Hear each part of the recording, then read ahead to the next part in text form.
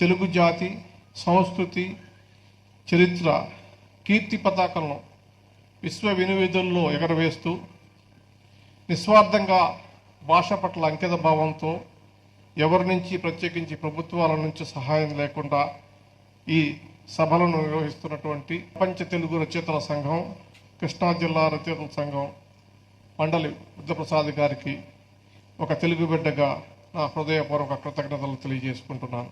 ఈ మహోద్యమానికి మద్దతు ఇస్తున్నటువంటి తెలుగు ప్రజలకి నా వందనం, అభివందనం. వాడుక భాషగా మార్చి ప్రజలకు సాహిత్యం అందించడం కోసం కృషి చేసినటువంటి గిడుగు రామమూర్తి నుంచి గురజాడ వరకు, రఘుపతి వెంకటరత్న నాయుడు, త్రిపురనేని రామస్వామి చౌదరి, కందుకూరి వీరేశలింగం లాంటి మహానుభావులు కాలానికి ఎదురీది భాషను పరిపుష్టిపరిచారు. ఈనాటికి వాడుక భాషకు సంబంధించి మనం ఇంకా ప్రజలకు దగ్గర కాలేదనేటటువంటి విషయం స్పష్టమవుతుంది. దానికి కారణం స్వతంత్రం వచ్చిన తర్వాత ప్రత్యేకించి తెలుగు భాష మీద ఏ ప్రభుత్వం దృష్టి పెట్టలేదు. కానీ గమనించవలసిన విషయం ఏంటంటే ప్రపంచంలో అనేక దేశాలు వారి మాతృభాషలను అభివృద్ధి పరిచి లాభాలు పొందాయి. ఉదాహరణకు దక్షిణ కొరియా దేశంలో అమెరికా కన్నా 4 గంటల మేధా సంపత్తిలోను కొత్త నూతన ఆవిష్కరణలోనూ ముందుంది. అక్కడ వారి మాతృభాషలోనే వారు పరిశోధనలు చేస్తారు, భాష కొనసాగుతుంది, విద్యాబోధన కొనసాగుతుంది. అదేవిధంగా జపాన్, చైనా, ఇజ్రాయెల్ అనేక దేశాలు ఇవాళ ఇంగ్లీష్ భాష మాట్లాడే కన్నా వారి మాతృభాషలో విద్యాబోధన చేసి అనేక నూతన ఆవిష్కరణలు చేసి ప్రపంచంలో ముందున్నాయి. హిబ్రూ భాషలో ఇజ్రాయెల్ చాలా అభివృద్ధి చెందినటువంటి విషయం కూడా మనం గమనించాల్సిందిగా కోరుతున్నా. ఆ దేశాలు వారి సాంకేతికను, వారి విజ్ఞానాన్ని తమ భాషలో రాసుకున్నాయి, తమ భాషలోనే ఆలోచించాయి, తమ భాషలోనే విజయ గీతాలను ఆలపింపజేశాయి. అక్కడ మాతృభాష ఉపాధినిచ్చింది, ఆత్మగౌరవాన్ని పెంచింది. వారితో వ్యాపారం చేయడానికి ప్రపంచమంతా ఇవాళ ఎగబడుతున్నటువంటి పరిస్థితి ఉంది. ఏ జాతికైనా అంతకు మించిన గౌరవం ఏముంటుంది?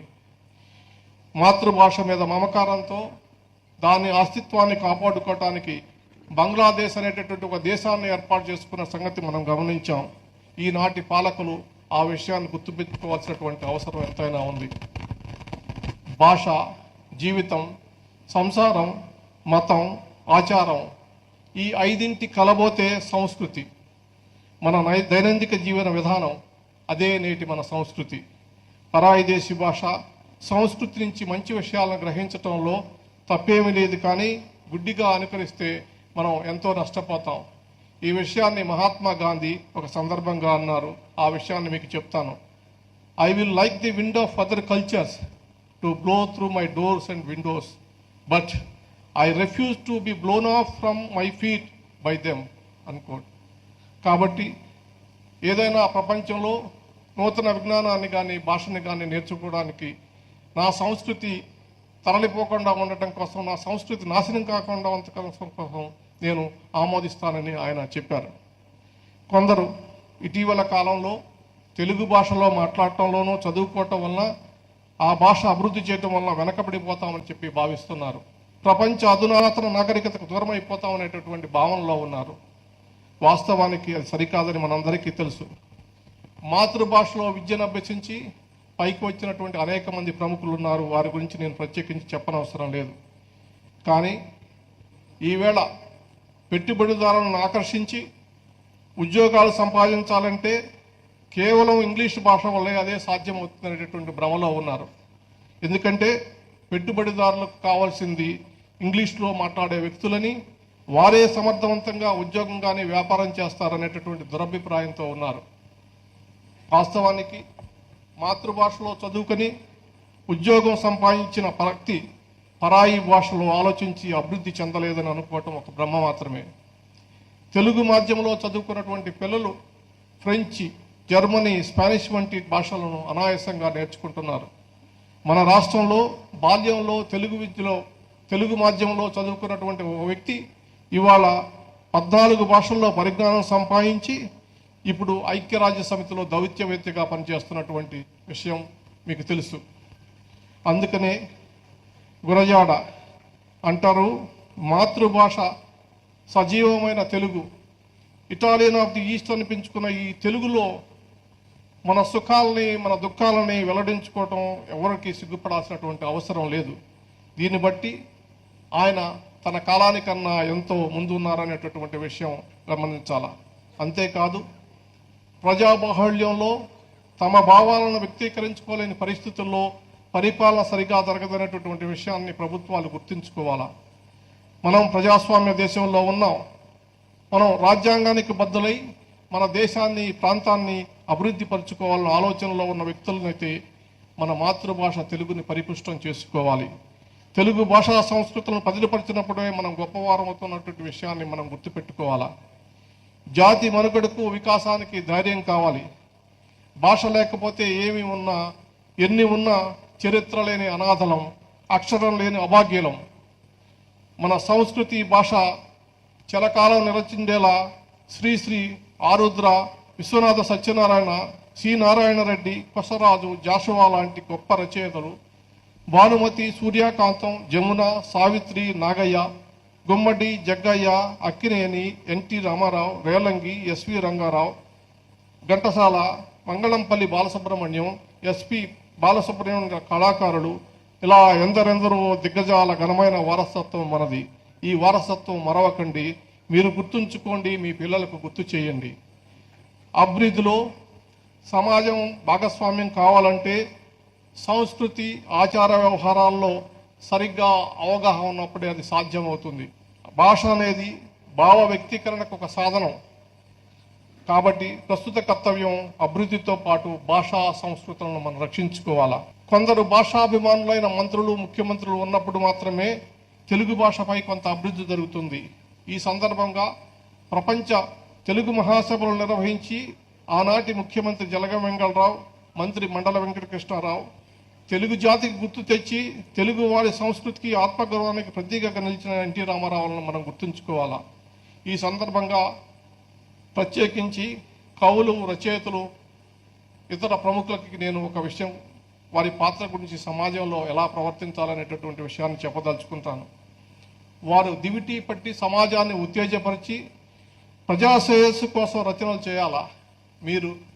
మీకు ప్రజాభిమానం కావాలి, చరిత్రలో నిలిచిపోవాలా.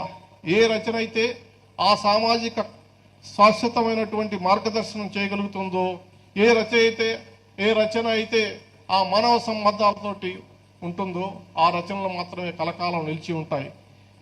ఎన్ని దశాబ్దాలకైనా మానవ సంబంధాల స్ఫూర్తికి దర్పణం పడుతుందో దాని శైలితో నైపుణ్యం అయితే అదే కదా ఉన్నతమైనటువంటి సాహిత్యం. మానవ సంబంధం, మానవతా విలువలు, సామాజిక ప్రయోజనాలు ఆధారంగా వచ్చే రచనలే కలకాలం నిలుస్తాయని చెప్పేసి నేను తెలియజేస్తున్నా. దానికి ఉదాహరణ మనం కన్యాశుల్కాన్ని పేర్కొనవచ్చు. అంతేకాని ప్రభుత్వం ఇచ్చేటటువంటి అవార్డులు, బహుమతుల గురించి మర్చిపోండి. ఈ సందర్భంగా మహాకవి పోతన రచించినటువంటి బాలరసాల నవపల్లవ కోమల కావ్య కన్యను గుళాలకిచ్చి అప్పటపుప్పుడు భుజించుట కన్నని ఆనాడు భాగవతాన్ని రాజులకు అంకితమివ్వడానికి నిరాకరించినటువంటి సంగతి మీరు గుర్తు తెచ్చుకోవాల్సిందిగా మీకు విజ్ఞప్తి చేస్తున్నాను. ప్రజలే భాషను రక్షించుకోవాలా. ప్రజలే చరిత్ర నిర్మాతలు. తెలుగు ఉద్యమం అనేటటువంటిది ప్రభుత్వానికి వ్యతిరేకం కాదు. ప్రభుత్వాలు గమనించాల్సినటువంటి విషయం ఏంటంటే, ఇవాళ తెలుగు భాష కోసం ఇంతమంది తాపత్రయపడి అనేక ప్రాంతాల నుంచి వచ్చి ఐక్యం కంఠంతో తెలుగు భాషను రక్షించుకుందాం, తెలుగు భాషని పరిపుష్టం చేసుకుందాం అని అంటున్నామంటే అది ప్రభుత్వానికి వ్యతిరేకం కాదు. ఆ విషయాన్ని ప్రభుత్వాలు గుర్తించి సానుకూలంగా స్పందించాల్సినటువంటి అవసరం ఉంది.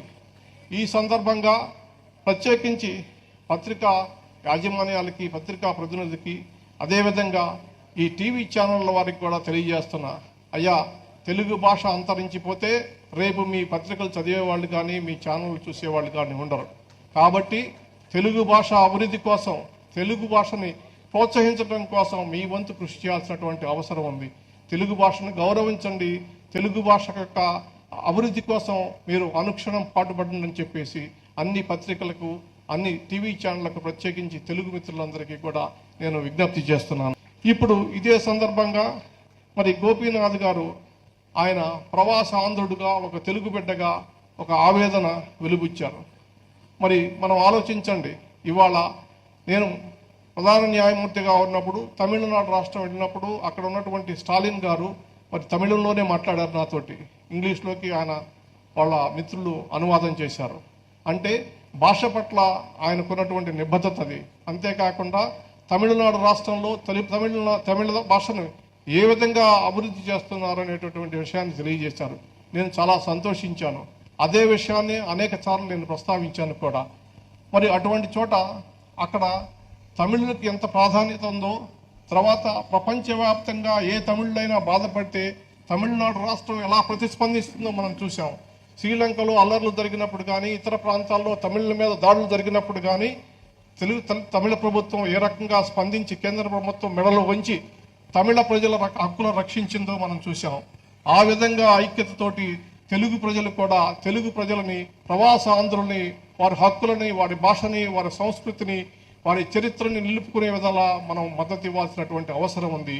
దీనికి మనకన్నా ప్రభుత్వాలు చేయాల్సినటువంటి అవసరం ఉంది. మిత్రులారా, పత్రికా ప్రతినిధులారా, ప్రజాప్రతినిధులారా, కవులారా, తెలుగు ప్రజలారా, మీరందరూ ఒక్కటి గుర్తుపెట్టుకోండి. ఏ ప్రభుత్వం అయినా మరి కవులను చూసో, మనలాంటి తెలుగు భాషాభిమానులను చూసో భయపడుతుందని నేను అనుకోవట్లా. ఎందుకంటే ప్రజల అభిమానం వాళ్ళకుంటే వాళ్ళు పాలిస్తామనేటటువంటి ఆశతోటి ఉంటారు. కాబట్టి ప్రజలు తెలుగు భాషను రక్షించుకొని తెలుగు భాషను ప్రజలు ఆదరిస్తే ప్రభుత్వాలు లొంగి వస్తాయి. ఆ విషయాన్ని మనం గుర్తుపెట్టుకోండి. యావత్ తెలుగు ప్రజలందరూ కూడా, కోట్లాది తెలుగు ప్రజలందరూ కూడా మా భాష గొప్పది, మా తెలుగు తల్లి గొప్పది, తెలుగు సంస్కృతి గొప్పది అని చెప్పేసి జబ్బలు చర్చుకోవటం కాదు. తెలుగు భాష కోసం రోడ్ల మీద వచ్చి అభిమానం చూపించి తెలుగు భాషని కనుక రక్షించుకునే ప్రభుత్వాల మీద కనుక ఒత్తిడి తీసుకొస్తేనే ఏ ప్రభుత్వం అయినా తెలుగు భాషకు గౌరవం ఇస్తుందనేటటువంటి విషయాన్ని తెలుగు ప్రజలు గమనించాలా, గుర్తించాలా. తెలుగు ప్రభుత్వాలకి ఏ పార్టీ అయినా కావచ్చు, అది ఓట్లు రావాలంటే ప్రజా మద్దతు కావాలా. ప్రజా మద్దతు కావాలంటే తెలుగు భాషకు మద్దతు ఇస్తేనే తెలుగు ప్రజలు ఓట్లు వేస్తారంటే ఖచ్చితంగా తెలుగు భాషకు చాలా అద్భుతమైనటువంటి సువర్ణ అక్షరాలతో లింగించబోయేటటువంటి రోజులు వస్తాయని చెప్పేసి ఈ సందర్భంగా మనవి చేస్తూ, ఆ వంతు ప్రయత్నంగా మరి మీరందరూ కృషి చేయాలని చెప్పి కోరుకుంటున్నా. ఈ సందర్భంగా మరి కొన్ని కోరికల్ని నేను రాష్ట్ర ప్రభుత్వం దృష్టికి తీసుకొస్తున్నా. గోపీనాథ్ గారికి కూడా చెప్తున్నా. మరి తెలుగు దుస్థితి గురించి వారు చెప్పారు. అవును, గతంలో అనేక సంఘటనలు జరిగినాయి. ఆ సంఘటనలో నేను కూడా బాధితుడిని కాబట్టి నేను ఆ విషయాల గురించి ఎక్కువ చెప్పదలుచుకోలేదు. అయినప్పటికీ కూడా ప్రస్తుతం ఉన్నటువంటి కూటమి ప్రభుత్వానికి చెందినటువంటి ప్రజాప్రతినిధులు ఈ వేదిక మీద ఉన్నారు. తప్పనిసరిగా ఇవాళ ప్రభుత్వంలో ఉన్నటువంటి పెద్దలంతా ఈ సభ టీవీ ఛానల్స్ ద్వారా తప్పనిసరిగా చూస్తూ ఉంటారు. మన అభిప్రాయాలు మనం ఈ సమావేశంలో వెల్లడించడం తప్పనిసరిగా వాళ్ళ చెవుళ్ళకి చేరతాయని చెప్పి ఆశిస్తున్నాను. ఈ కొత్త ప్రభుత్వం ఏర్పడి కొద్ది రోజులే అవుతున్నాయి కాబట్టి కొన్ని రోజులు మనం వాళ్ళకి వ్యవధిని ఇవ్వాల్సినటువంటి అవసరం కూడా ఉంది. కాబట్టి అన్ని సానుకూలమైనటువంటి నిర్ణయాలు జరుగుతాయని చెప్పేసి ప్రత్యేకించి ప్రస్తుత ముఖ్యమంత్రి చంద్రబాబు నాయుడు గారు మరి ఏ విషయానైనా అంత తొందరగా నో అనడు. ఆయన సాధ్యమైనంత వరకు అమలు చేయాలని చెప్పి చూస్తానని చెప్తారు. కాబట్టి వారి విషయాల్లో మరి చర్యలు తీసుకుంటారని చెప్పేసి నేను అనుకుంటున్నా. నా మొదటి డిమాండ్ ఏంటంటే, డిమాండ్ కాదు, కోరిక, ప్రస్తుతం తక్షణమే మనం పొట్టి శ్రీరాములు తెలుగు విశ్వవిద్యాలయాన్ని ఇక్కడ ఏర్పాటు చేయాలా, ఆంధ్రప్రదేశ్లో ఏర్పాటు చేయాలా. ఎందుకంటే తెలంగాణ రాష్ట్రం వారు ఏర్పడి వారి విశ్వవిద్యాలయాన్ని ఏర్పాటు చేసుకొని కార్యక్రమాలు నిర్వహిస్తుంది. అక్కడ అనేక మంది ఈ ఆంధ్రప్రదేశ్ రాష్ట్రానికి చెందినటువంటి ఉద్యోగులు మరి విద్యార్థులు ఉన్నారు. వారి భవిష్యత్తు కూడా చాలా అవసరం కాబట్టి తక్షణమే ఈ తెలుగు విశ్వవిద్యాలయాన్ని ఏర్పాటు చేయాలని కోరుతున్నా. అంతేకాకుండా గత ప్రభుత్వం తెలుగు భాషను మరి అణిచివేయడానికనాలో లేకపోతే మరి అభివృద్ధి చేయడానికనాలో ఒక GOMS 85 వచ్చింది, దాన్ని రద్దు చేయాలా. ఇక్కడ అభివృద్ధి అంటే గుర్తుకొస్తుంది, మన మండలి బుద్ధప్రసాద్ గారు ఒక చిన్న కథ చెప్తారు. అదేమిటంటే భాషను రక్షించడం గురించి ఒక కథ చెప్తాడు. ఒక చెరువులో, ఒక నదిలో ప్రవాహం తీవ్రంగా ఉంది, చేప పిల్లలు ఎగురుతూ ఉంటాయి. నది ఒడ్డున కూర్చున్నటువంటి ఒక పిల్లకోతి ఆ ఒక్కొక్క చేప పిల్లని పట్టుకొచ్చి ఒడ్డు మీద వేస్తూ ఉంది. అంతలో వెంటనే ఉన్నటువంటి పెద్ద కోతి, ముసలి కోతి అందంట, నువ్వేం చేస్తున్నావు అని పిల్లకోతిని. ఏం లేదు, నేను ఈ చేప పిల్లలు మునిగిపోతుంటే వాటిని రక్షిస్తున్నానని చెప్పేసి. ఆ విధంగా మరి గతంలో జీవోఎంఎస్ 85 తీసుకొచ్చారు, దాన్ని రద్దు చేయాలా? దానికోసం గుంటుపల్లి శ్రీనివాస్ అనేటటువంటి ఒక ఆయన మరి హైకోర్టులో ఒక వాద్యం దాఖలు చేసి విజయం పొందాడు. ఆ జీవోని హైకోర్టు ఇక్కడ జస్టిస్ మహేశ్వరి గారి బెంచ్ రద్దు చేసింది. దాని మీద మరి సుప్రీంకోర్టు, అప్పుడున్నటువంటి రాష్ట్ర ప్రభుత్వం సుప్రీంకోర్టులో ఒక స్పెషల్ లీవ్ పిటిషన్ని దాఖలు చేసింది. అది తక్షణమే విరమింపజేసి జీవోఎంఎస్ 85ను రద్దు చేసి పూర్వ తెలుగు విద్యా విధానాన్ని మళ్ళా ప్రవేశపెట్టాలని చెప్పి ప్రభుత్వానికి విజ్ఞప్తి చేస్తున్నాను. అదేవిధంగా చంద్రబాబు నాయుడు గారి గత ముఖ్యమంత్రిగా ఉన్నప్పుడు జీవోఎంఎస్ నెంబర్ 40 కింద తెలుగు భాషాభివృద్ధి ప్రాధికార సంస్థ అనేటటువంటి ఒక సంస్థని ఏర్పాటు చేయడం జరిగింది. తర్వాత అది కాలక్రమేణా మరి దాన్ని ఎటువంటి కార్యక్రమాలు చేపట్టకుండానే అది ఉంది. తక్షణమే దాన్ని పునరుద్ధరింపజేసి తెలుగు భాషకు సహాయం చేస్తారని చెప్పి ఆశిస్తున్నాను. ఈ మహాసభలు చిరస్థాయిగా నిలిచే ఇతివృత్తాలతో, కథలతో, కవితలతో, వ్యాసాలతో, నాటకాలతో తదితర రచనలను ప్రేరణ, ప్రోత్సాహం అందించేందుకు ప్రత్యేకించి యువతరం మిత్రులకు ఉపయోగపడే విధంగా, అదేవిధంగా తెలుగు సాహిత్యాన్ని ప్రపంచ భాషల్లోకి మార్చేటటువంటి అనువాద శక్తిని వారికి ఇచ్చే విధంగా మరి వారికి దశ దిశ నిర్దేశం చేసి విజయవంతం చేస్తారని చెప్పి ఆశిస్తూ